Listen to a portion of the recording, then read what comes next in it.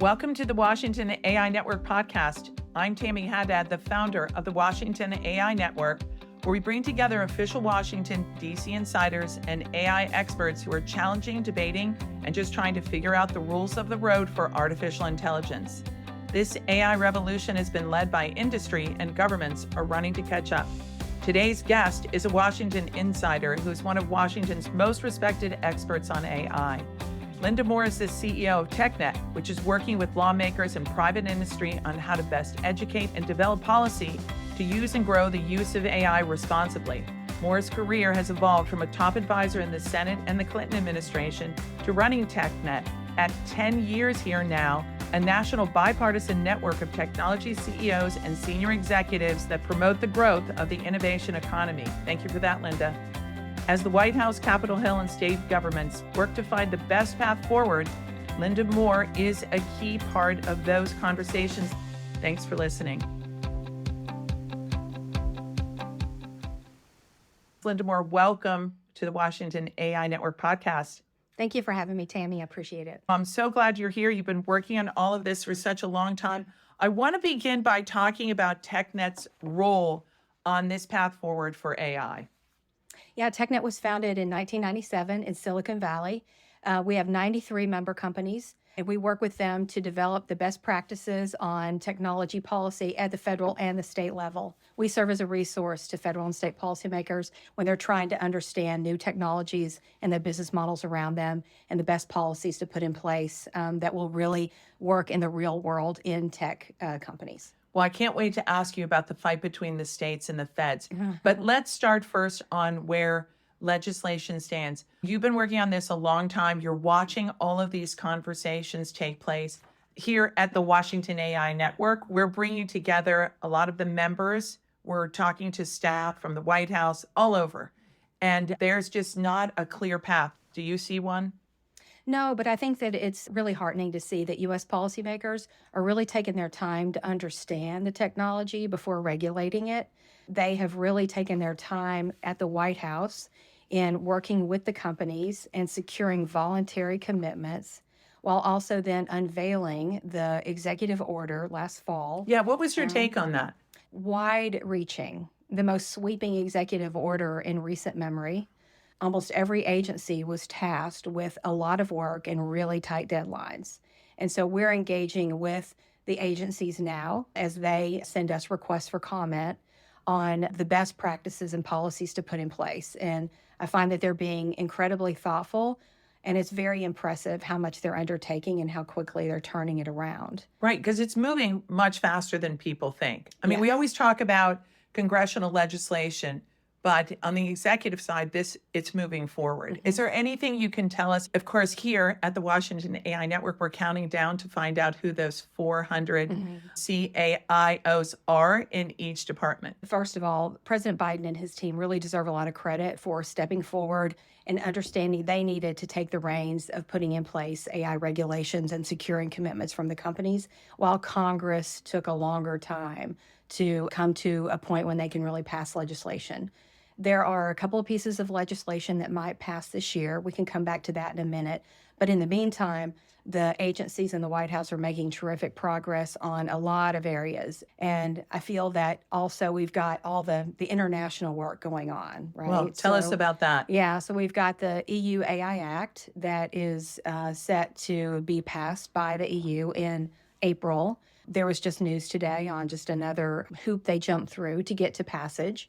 The EU has tended to, on a lot of things, including privacy as well, want to get there first rather than taking their time to get it right, I would say. So tech companies and also academia are working with the EU, just like they're working with U.S. policymakers to try to put in place really good regulations. But I do feel that the EU AI Act is still very broad and in some ways very vague. And so large companies who have a lot of resources will probably be able to navigate that easier and better than smaller and medium-sized companies. We really need to think about the smaller and medium-sized companies and the impact on them. Yeah, what happens to them? If you need so much compute to make AI work, these large language models, how do they compete?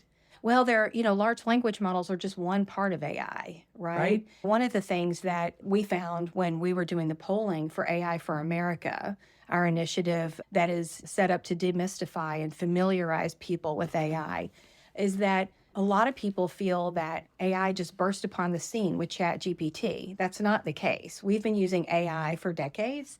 People use it every single day when they navigate traffic, when they ask Siri or Alexa to do a task for them, when they're surfing the web to do research. And so, familiarizing people with, no, this is something you've been using for a long time is a real aha moment for people. We also found that people had this feeling that there were no rules of the road and no laws at all that apply to AI. That's not true. Anything that you do that is assisted with AI that's against the law, it's against the law. Right. You can and will be prosecuted. But don't you think that's because social media hasn't really been regulated and because people keep talking about that it's the wild, wild west? I mean, that's a real issue, right? How do you get people to feel like this is something that helps them and it's not going to hurt them? Yeah, and that is the whole point of AI for America. And we're very clear-eyed about it. Recognizing the genuine risks associated with AI is a very important part of responsible development and deployment. And I think it's really important that U.S. tech companies have made these commitments with the U.S. government on secure and safe development and deployment of AI. They're working with Congress to put in place good laws and regulations. And then also they're setting up their own bodies and working with their outside organizations on safety and evaluations and benchmarking and red teaming and all of the things that they need to do to make sure that they win people's confidence and support for AI and that it is put together and rolled out in a way that is beneficial to all Americans. Let's go to the congressional legislation because we were lucky, I think, to interview Congressman Mullen and Jay Obernolte and started talking about these issues. First, let me ask you, Obernolte talked about this idea of instead of watermarking synthetic material to go back to any original material or the authentic, whatever you want to call it, and watermarking that. If you start there, instead of going to all the companies, big, small, everybody around the world and say, hey, you need to align and watermark your material. What do you think about that idea? Do you guys have a position on that? No, not really. It's something we're definitely paying attention to. There are lots of different ideas out there that are all good about how to tag, mark, and make sure that the data is embedded in a way that it can't be removed or changed as it goes through the cycle of being shared online and via email and those kind of things. So we welcome any and all ideas. A part of what you're going to see from the large tech companies around the Munich Security Conference this Friday is addressing some of these issues. It is developing the best practices on watermarking, tagging information that is AI digital content so that people can understand this is what I'm looking at. It is an AI-generated image.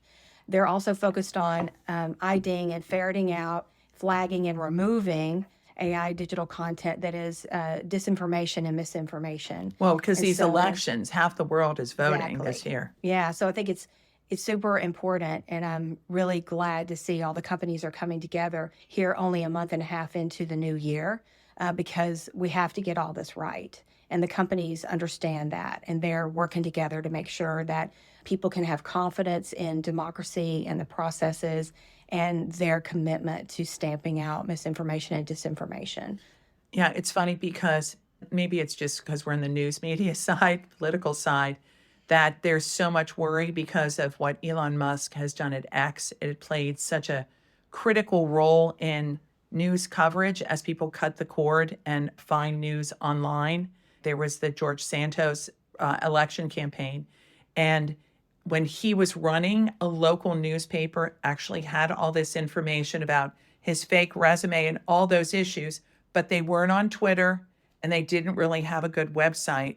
So no one knew that this information already existed and it wasn't disseminated, right? Mm-hmm. So now we have X where there's not going to be a push to have more political information. Meta came out and said pretty much the same thing. So it is even more incumbent on the companies to do it. And you're saying you think they feel that. They do. They do. And honestly, TechNet has weighed in on this too with the FEC, the Federal Election Commission. We have made it clear to them that we believe they have the authority to make it very clear that the deceptive depiction, visual or voice, of an elected official or someone seeking federal office that is not authorized, that is disseminated by their opponent, is absolutely not acceptable, and is definitely against FEC guidelines. We also have said that that should be applicable at the state level too. FEC obviously doesn't have jurisdiction over that, but at TechNet we do 50 state advocacy as well. And so we are right now tracking today at this moment 297 AI bills. 297. Wow. It'll eclipse 300 by the end of today. I'm confident of that. Last year we tracked 69 AI bills. Okay, a lot of the legislative sessions haven't even convened yet. Does that give you a sense of the volume? Right. You're scaring me now.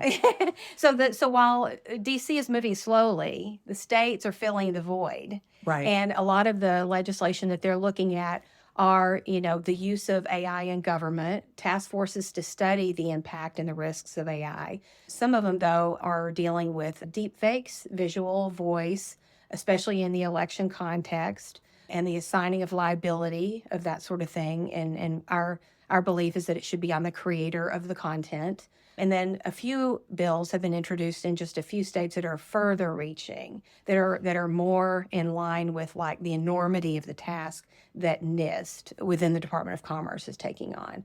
You represent the big companies and the states. How are they going to come together? Because what we've been hearing from some guests is that they're very worried with all of the bills you're talking about, that they're going to get ahead. It's not a competitive thing, but that this legislation can move faster in the states when it really needs to be national legislation, and you can't put the genie back in the bottle.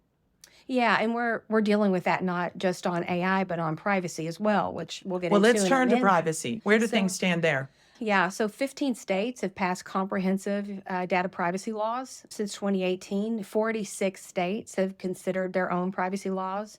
There will definitely be more states who pass their own privacy laws this year. So that's an example of states seeing the void that Washington has left for them on not dealing with a really important issue. And I don't expect there to be a federal privacy law this year. We have a coalition that we've stood up cross-industry. A lot of people think that privacy affects only tech companies. That's not true. Think about how many people deal with your data every single day. It's not just tech companies. It's all kinds of companies. And so we're pushing for a federal privacy law. And AI has given us a moment of people understanding, these models are trained on a lot of data. It would be good to have rules of the road on handling data. Meanwhile, back in the States, they're passing privacy laws at a fast clip. And so we're working with policymakers to try to find at least common themes among the privacy laws so that they're more interoperable, because having vastly different privacy laws from state to state is not only confusing consumers, but it also is confusing businesses. And small and medium-sized businesses cannot keep up with this ever-changing, ever-growing, hey, did you see the latest today kind of privacy landscape that is delivering regulations on them of how to handle data. Larger companies would have an easier time with it. They have more resources. But smaller and medium-sized companies are our main concern. Right. And do you think that these laws in states that have been passed have stifled innovation?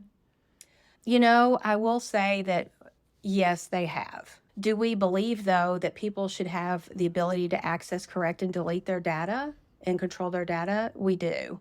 So we're just trying to work with policymakers on understanding what their goal is, they're trying to achieve, and providing the best advice that we can on here's how to achieve your goal, here's how to make this really impactful for consumers and also workable for companies. The most important thing is for companies to have certainty, to understand the rules of the road and the way to comply with laws and regulations. And right now, we have a very uncertain landscape on privacy because of all the change at the state level, the lack of activity at the federal level, and then that's applicable to AI too. But the AI as a technology is evolving and developing really quickly. So it's understandable that there aren't laws and evaluations in place already to test these things. So let's talk about testing. The executive order called for new standards for AI safety and security, right? So how does that safety testing work? Does it work the same for Microsoft and the small company? Well, that's the worry for the small companies in particular, is that they don't want the same rules of the road for a smaller, less powerful system and a use case that is not risk-based. So our main focus is, let's really think about this in terms of the risk that it could pose to an individual or to society. Put most of your time and attention and focus on that. There are lots of really good use cases right now, today, that are securing critical infrastructure, helping ferret out fraud and abuse online, access to financial institutions, and the ability to steal, all those things. AI is doing a great job on a lot of fronts for us today. And so, there are different layers within the U.S. government and also within international bodies dealing with the different levels of threat. So you have the Frontier Model Forum that is really focused on the highest, most powerful AI models and the theoretical, hypothetical risks that could come into play at some point. Then you've got the other organizations and entities. The EU Safety Institute is focused on the very far-reaching, hypothetical, in the future, kind of risks too. And then you've got levels within other outside organizations and the government dealing with the more day-to-day, current, immediate term risk. The small and medium-sized companies are going to be involved with the Department of Commerce too, with the AI Consortium and the US AI Safety Institute. Right. They just announced that. Can you talk about it? Yeah, it's really being stood up to work with companies and also government and academia to figure out the best practices for safety and security and evaluating systems. A lot of this, as I mentioned before, is evolving because as these are new systems and evaluations need to be put in place. In the meantime, the companies are doing their own internal evaluations to ferret out any kind of threat to safety, security, bias, any of those kind of things that they need to fix. And then they're also using themselves and also teaming with government on red teaming. Right. So there are, U.S. government sanctioned red teaming sessions too, where people are literally tasked with finding the safety, security, bias, those kinds of risks in the system. How do you handle the idea that many people have that AI is for the elites and it's not for me? I may lose my job, but more importantly, that this is not technology that'll make my life better. It's for them, not me. Yeah.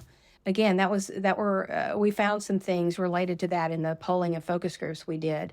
And a part of that was helping people understand that AI has been around for a long time. You're seeing a new version and a new evolution of AI with large language models and ChatGPT and uses like that. But it's been in your life for a long time, and here's how, and describing those uses every day. It's also been important to allay the fears about disruption of workforce. 63% of U.S. jobs are expected to be complemented by AI. It takes out some of the quote-unquote drudgery of your job, some of the things that doesn't really require your intellect or creativity, and the AI can help you do those tasks faster and easier. And then also, there are very average, normal, everyday uses of AI that can help you plan your travel, plan your best route to your school, help you plan your students' activities and calendar, help you plan your family's calendar, your menus every week, your I shopping. laughed about that. It has very everyday uses. How to plan your Super Bowl party. That was the one that made me laugh. Here's the 10 things you have to buy and do this and that. But back to how do you reskill? There is going to be a lot of reskilling. Are the companies spending as much time trying to develop education and reskilling efforts as they are in the innovation? Yes, it's hugely important. There's been a huge uptick in education and reskilling around AI because all the companies understand how important and impactful AI is now and will come to be even more in the future, and that doing it with the workforce is so important. It's important for people to remember AI is a tool. It's prediction machine. Someone from Meta said that. It's like the new 8-ball. I like that. Maybe you ought to get an 8-ball in your next ad or something, Linda. We'll keep that in mind. The other thing I wanted to ask you about is how are companies working to eliminate biases and the harms that come with bringing in all these materials that already exist? Yeah. We convened an event last fall, AI for Good, and we had a lot of different companies who are using AI in a lot of different ways. And their main story was telling about how AI is helping mitigate bias. At Indeed, for example, everyone knows of Indeed as a job seeking place. Companies and consumers use it to try to find jobs. They're able to give a greater number of people access to more job openings and to process and evaluate a lot more resumes and qualifications from a lot of different people without bias by using AI and find the best possible matches of people to jobs. A lot of companies are using those kinds of examples. Intuit, it has a lot of products that help people handle their finances, get ready for their taxes, plan their small business budget, all of those. They're using more AI in their products that's making it so much easier and more accessible and just more productive for people that have a lower level understanding and familiarity with computing and coding and all of those kinds of things. So AI is actually democratizing access to all these things that can make your life faster, easier, more efficient. And then you have more time for fun, with your friends. That's your what I'm family. looking forward to. Yes. And I wonder if any of your studies have looked at the age. Are older people more likely to be afraid of AI or more enthusiastic? Are younger people enthusiastic? Who do you think's mind needs to be changed or just educated? Yeah, older people, and that's understandable. Like any new technology, the older generation is usually, a little bit lags behind on the adoption of it. But I think that can totally be fixed. It will be, I think, easy for not only their family members, but also for AI to make it easy and accessible for them. But we're here at the very beginning. It's going to take a little bit of time, but we'll get there. Just like they adopted cell phones and smartphones and computers and emails and texting and all that other stuff. And young people are embracing of it, but they also are mindful of what it could mean for them in the workforce and what it means for the workforce overall. So that's really important to get right. And government and academia and the companies are very focused on that. And then I would say the people who are just less, tech familiar and don't really feel like they work in the innovation economy or the information economy. But this is going to be used in factories. It already is being used in factories and all kinds of companies that you don't think of as being sort of Uber. Tech-centric. Exactly. But also Uber drivers are using it every day. Exactly. But also, GM, Ford, motor plants use AI all the time. I know they are because I can't figure out how to operate my new car. I feel like there should be an AI chatbot for something like that because it's too complicated for me. And some cars have that now. There's an assistant. Oh, please. That you just say, slip that to me after this. Help me do X, Y, Z, and it walks you through it. Yeah. That will become more and more common. Are you surprised by all this? Again, you're going on 10 years. Congratulations, by the way. You. Were you surprised by this latest iteration of AI? Yes. Yes, I was. I remember seeing it sort of blow up on Twitter, ChatGPT, for, being launched. I guess it was November, right? So it was, a year and a half ago almost. And I was like, well, this is definitely the next big thing. Mm-hmm. This is definitely it. And seeing how all of my members were interacting with the conversation on X and other platforms and how they were starting to use it just to see what it could do and commenting on it. And then also talking about all the different business applications they could already see for it and how people could use it in their everyday life. Yeah, it was just fun watching that play out over basically my Thanksgiving and Christmas holidays back then. And that was not long ago. But it was new and different. But it's been fun for me because, 10 years into a job, believe me, this is the best industry to work for because you cannot master it. I love that I will never master it. It's ever changing, ever evolving, ever growing.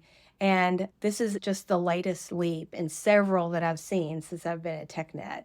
But it's fun to have 10 years in, something you really have to dig deep to really understand how does the technology work and what are the best policy recommendations around it. So it's been challenging, but really fun. Well, the other thing is you point out you've got large companies, small companies, medium-sized companies, you've got innovators. People used to make fun of people in the garage. Look at Google and all these companies how many years later. Yeah. But the fact that you could be in your garage and you can come up with something and you can make it life-changing for someone, as one of my friends has done with his AI MRI company, is pretty exciting. So in a way, you're right. It is more democratization. I don't know how you get that message across, though. I think you need Taylor Swift. Yeah, You that need would be to, great. Taylor Swift and a few other people to tell that story, because it is available, right? It's available to everyone. You just have to dive in and get it. Although I'm sure you had a little bit of a moment over the holidays when the OpenAI Microsoft story about Sam Altman leaving. Have you met Sam Altman? Yes. Yeah. And he's really, as Virtually, not in person. virtually. Yeah, virtually. As you know, I'm a TV producer. And You OpenAI is a member of TechNet. So. Oh, yes. Yeah, Excellent. So you can see that he's made for TV kind of star and is willing to talk to people, which producers love that, to communicate the message. And it's funny because early on the internet, there were other celebrities. Governor Newsom has played a role in the digital technology, being a public person on that. Are there other people emerging that you are looking forward to hearing from, or that you've already met that we should know about?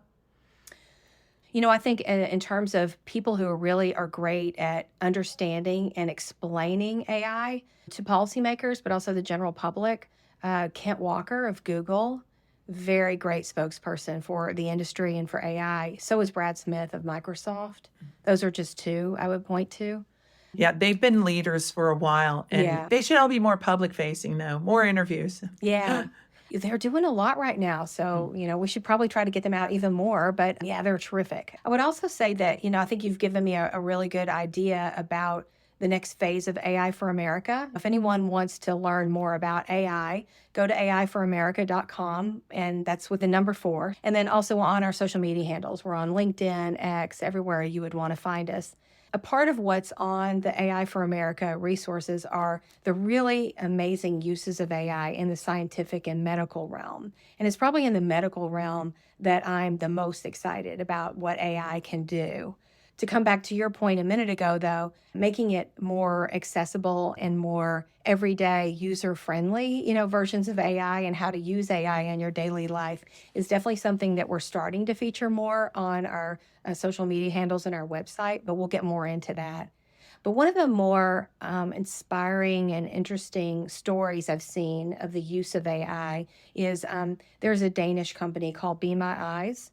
And they had all these users of people who were very low vision or blind, and they matched them up with human companions that they could access through an app on their phone who could tell them what is in front of them, who could help guide them to a location for their shopping, to go to the gym, to go to the doctor, what's in their house, what's in their fridge, those kind of things. And OpenAI worked with them to develop AI that can take the place of the humans seeing this for them and describing it to them, so that now they can just tap on their app and they can hold the phone in front of their refrigerator and it will tell them, here's what is in your refrigerator. And you can even say, what meal can I make with this food? And it will tell you exactly what you can make with this food. Incredible. I mean, it's just there with them all the time. Anytime they need to know, what am I facing here in front of me, around me that I need to know? And there are all kinds of new AI discoveries every single day on how you identify dementia and Alzheimer's earlier and earlier so that you can seek treatment and help. But also, even just the other day, you might have seen this story too, there are robots now that can provide really familiar, conversational, human-like interaction for people who are dealing with dementia and Alzheimer's that is not just about care and not just about have you taken your pills on time, but it's also about conversations and memories and their family and other things that are important to them so that they live a good, healthy, meaningful life. So the scientific discoveries around healthcare, to me, are the most exciting. We're just scratching the surface. And what it's doing on the discovery, detection, and treatment of cancer is another area that I'm super interested in. Well, that's an incredible way to end this interview. So hopeful and so exciting that people are actually getting help they need and bringing people together. Mm-hmm. Linda, thank you so much. Thank you for all you've done. I hope you take a victory lap on these 10 years. Technology has changed everything in our lives. And I can't thank you enough for being here. Thank you for having me, Tammy. I appreciate it. Thank you for listening to the Washington AI Network podcast. Be sure to subscribe and join the conversation. The Washington AI Network is a bipartisan forum bringing together the top leaders and industry experts to discuss the biggest opportunities and the greatest challenges around AI. The Washington AI Network podcast is produced and recorded by Haddad Media. Thanks for listening.